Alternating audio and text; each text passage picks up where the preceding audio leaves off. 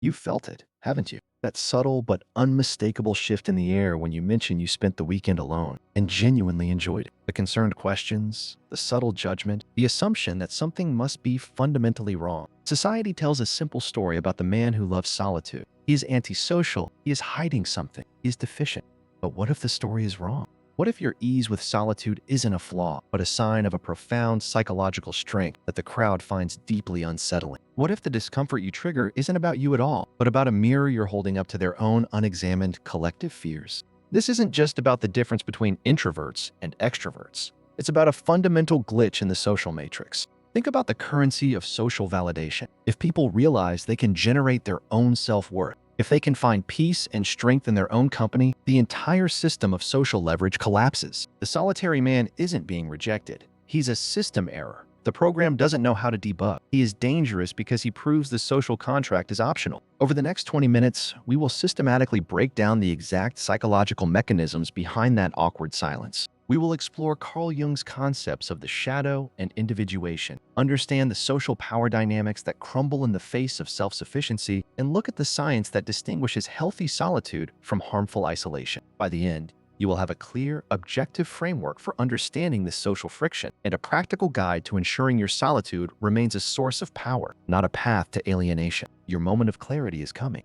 Let's begin by opening the source code of this collective reaction, the human shadow. According to Carl Jung, the shadow is the part of our psyche that contains everything we deny, repress, or find unacceptable about ourselves. These are our hidden desires, our secret aggressions, our deep insecurities, and crucially, our own unacknowledged longing for independence and quiet. Most people spend their entire lives running from this inner darkness, filling their days with noise, their minds with other people's opinions, and their nights with distraction, anything to avoid a quiet moment with their own thoughts. Jung wrote, "Everyone carries a shadow, and the less it is embodied in the individual's conscious life, the blacker and denser it is." We avoid confronting these disowned parts, so we perform a psychological trick. We project them onto others. We see in them the qualities we refuse to acknowledge in ourselves. For the socially dependent person, the shadow often contains the desire for authentic solitude. They have been conditioned to believe that being alone is synonymous with being lonely, that independence is selfish, and that silence is depressing.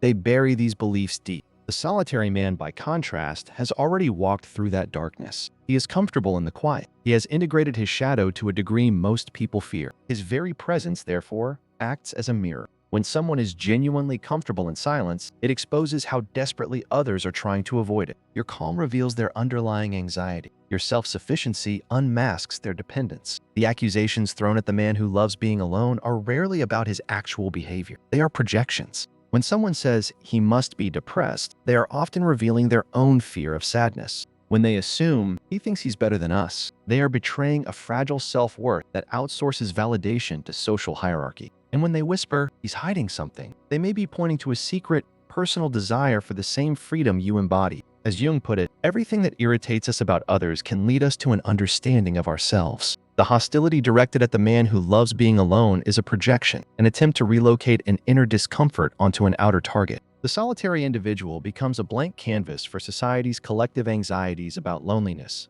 independence, and introspection. People aren't really judging you. They're confronting their own shadow, and you just happen to be the mirror reflecting it back. It is the only form of pollution where the factory complains about its own smoke. But why does this projection turn into such intense, even hostile reactions? To understand that, we need to look at the invisible levers of social power that govern group behavior. Most human interactions operate on a subtle system of leverage designed to maintain conformity. Guilt, the fear of missing out, the promise of approval, and the threat of exclusion. These are the social currencies we are expected to trade in. Think about the phrases used to enforce compliance. Everyone will be there except you, or if you don't come, you'll ruin the dynamic. These aren't just innocent invitations, they are control mechanisms, and they work effectively on most people because they target the fundamental human need for belonging. The man who has cultivated genuine contentment in his own company, however, no longer needs these levers. He doesn't require your approval to feel good about himself. He doesn't need to be included to feel valuable. He has achieved what Jung called individuation,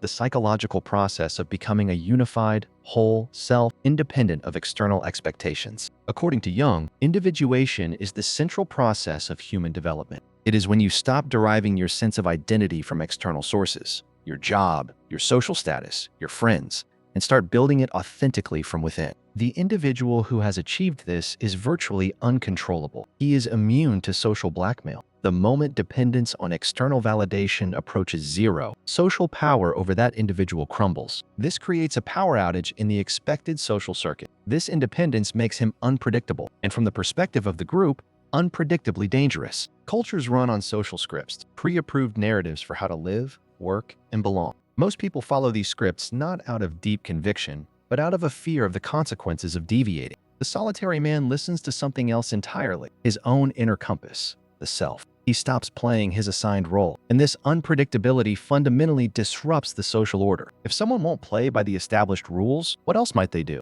If they won't conform to group pressure, how can they be controlled? If they are genuinely happy outside the system, what does that say about the system itself? Your simple choice to stay home and read a book or pursue a solitary hobby becomes, in the eyes of the collective, a dangerous act of non-compliance. You are skipping your cue, and the rest of the cast panics because they fear the entire performance might collapse. The disruption caused by the solitary man extends into the very fabric of modern relationships, which often operate on a hidden, transactional contract. It's an unconscious barter system. I give you attention, you give me validation. I provide emotional support, you make me feel needed. I participate in your drama, you participate in mine. It is an intricate web of unconscious exchanges that most people mistake for genuine connection. The man who loves solitude sees right through this. He has learned to generate his own validation, provide his own emotional stability, and create his own sense of purpose. He doesn't need the endless cycle of give and take that keeps others trapped in shallow connections. His self-sufficiency collapses this hidden economy,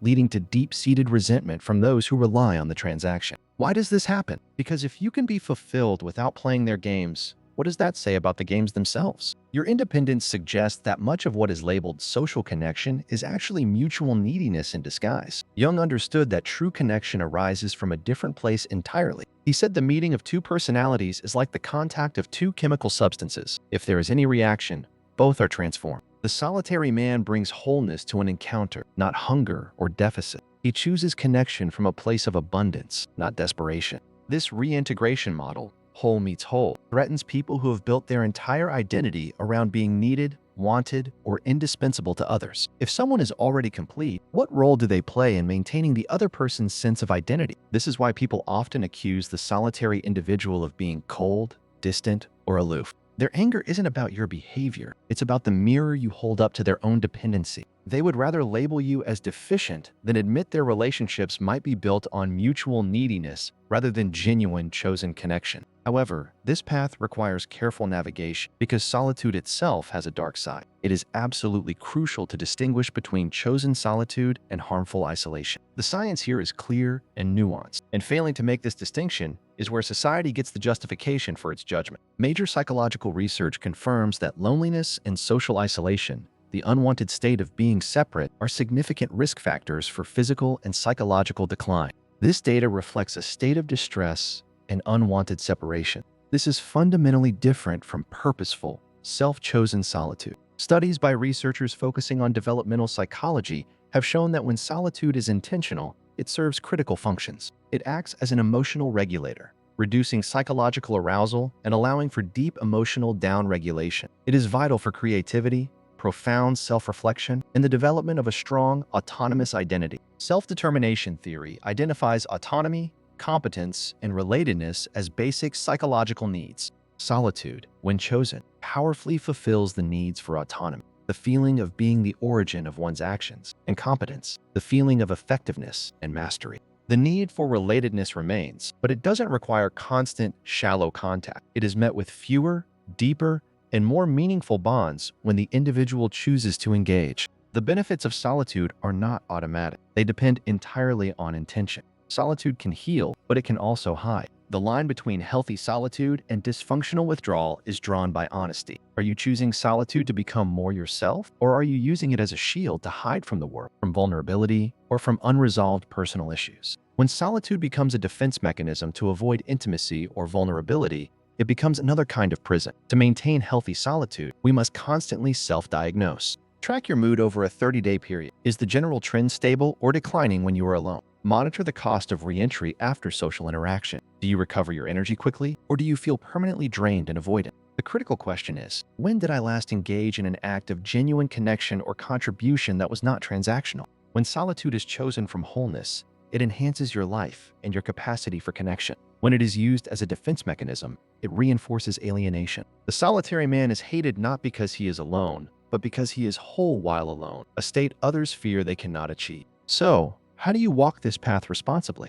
The goal is to achieve authenticity without alienation. It begins with integrating the insights we've covered. Your solitude must be deliberate, not defensive. You must prefer depth over quantity in your relationships, and use the quiet to do the very work others avoid. Own what you project. Let your independence be an invitation to genuine connection when you choose it, not an indictment of others' choices. The middle path, the path of the individuated man, involves a conscious practice of reintegration. We can summarize this in a 3-step shadow integration checklist. First, use solitude for shadow work. Spend 5 minutes with a notebook asking, what irritated me today in others? Where might I see a reflection of that same quality within myself? If someone's neediness annoyed you, examine your own areas of dependency. If someone's conformity irritated you, examine where you are still conforming out of fear. Second, conduct an autonomy audit. Look at your social calendar and ask for each event. Am I saying yes from a place of genuine desire or from guilt and obligation?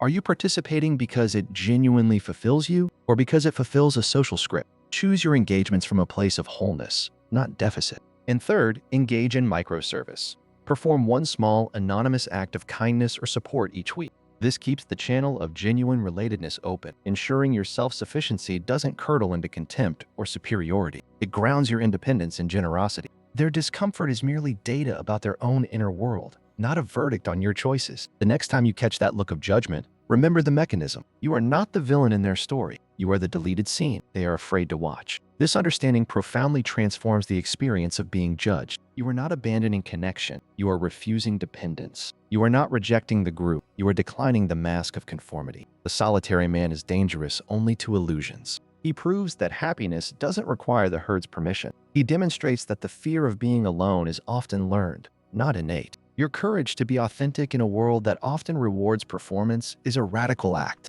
The world needs more people who are brave enough to be genuine, especially when that genuineness makes others uncomfortable. Your comfort with solitude is not a flaw, it's a frontier. It exposes the hidden cost of a culture that never sits quietly with itself. Some will resent you for that. Let them. Your task is to remain true to your own path. As Carl Jung advised, your task is not to seek for love, but merely to seek and find all the barriers within yourself that you have built against it. The courage to be whole is rare. Do not let others' discomfort with your authenticity convince you to abandon it. You now possess the psychological framework to understand the side-eye, the judgment, and the social friction, and you have the practical steps to ensure your solitude is a superpower. The path of the solitary man is difficult, but it is honest. Keep walking your path. The world needs more people who are brave enough to be real in a culture of performance, genuine in a world of facades, and true to themselves even when it costs them social approval. If this breakdown gave you the language for what you've always felt, if it provided a framework for understanding the social friction you experience, share this with someone who needs to hear it. We all know someone who has been made to feel wrong for preferring their own company. Send them this exploration of why their choice is not only valid but necessary for their development. Stay whole, stay kind, and let the mirror do its work.